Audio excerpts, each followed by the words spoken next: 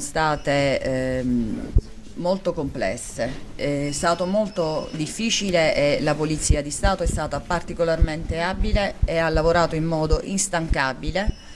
per cercare di identificare quelli che poi sono stati e oggi sono considerati gli autori di questo delitto terribile. È stata molto utile e determinante naturalmente la collaborazione e la testimonianza della persona offesa, che è stata assistita dalle psicologhe e che ci ha consentito di ricostruire e ha consentito soprattutto a tutta la polizia intervenuta i luoghi del delitto e pian piano anche giungere alla identificazione degli autori di questi che sono delitti gravissimi, perché allo Stato si tratta di soggetti indagati per omicidio e per violenza sessuale di gruppo.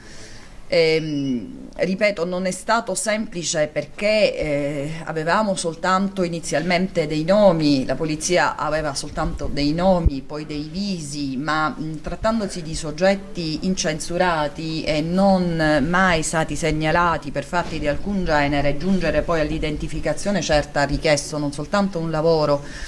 enorme, fatto anche di sommare informazioni testimoniali di tanta gente che poi ha per fortuna collaborato, anche soggetti stranieri